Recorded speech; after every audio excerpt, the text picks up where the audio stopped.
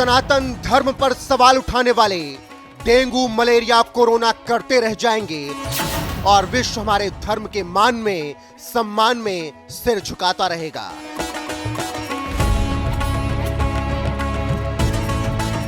ये इंग्लैंड के प्रधानमंत्री हैं और वो गर्व से कहते हैं, मैं हिंदू हूं।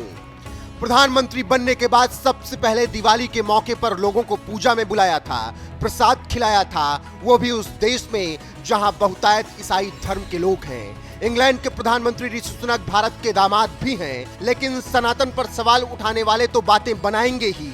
G20 सम्मेलन शुरू होने से पहले ही दिल्ली की दीवारों पर सनातन संस्कृति की ऋचाएं उकेर दी गई थी। भारत बताना चाह रहा था कि देखो, ये है हमारी संस्कृति, ये है हमारे संस्कार, और उस संस्कार के रंग में विदेशी मेहमान रंगे हुए नजर आए। भारत में आस्था का आकाश कितना विस्तारित है, ये अच्छी तरह से जानते हैं ब्रिटिश पीएम ऋषि सुनक, क्योंकि उनकी जड़ें भी सनातन धर्म से जुड़ी हुई हैं। इसीलिए भारत आकर धर्म के रंग में रंग गए ऋषि सुनक।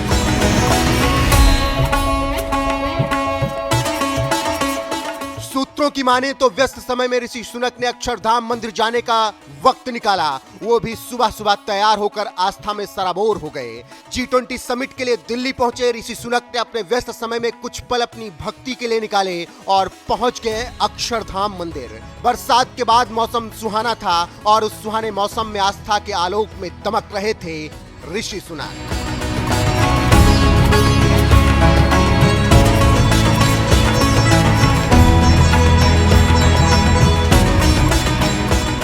ब्रिटिश प्रधानमंत्री अपनी पत्नी के साथ स्वामीनारायण अक्षरधाम मंदिर पहुंचे थे। वहां रिसेप्शन पर ही ऋषि सुनक और उनकी पत्नी अक्षता मूर्ति ने जूते उतारे और फिर दोनों बारिश में छतरी लेकर पैदल चलते हुए मंदिर के भव्य मंडोर यानी जगमोहन पर पहुंचे।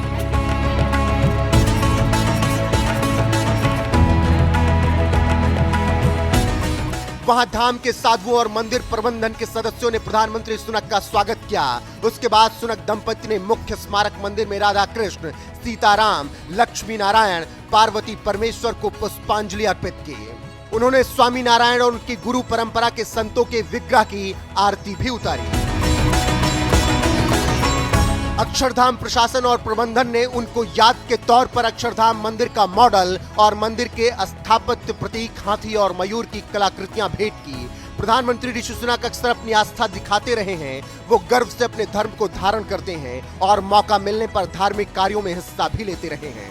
ऋषि सुनक अपनी पवित्र भावनाओं का इजहार करते रहे हैं, उसी की एक झलक अक्षरधाम मंदिर में भी दिखी। खबरों की माने तो ऋषि सुनक मंदिर में नीलकंठ वर्णी का अभिषेक भी करना चाहते थे, लेकिन समय की कमी की वजह से संभव नहीं हो सका।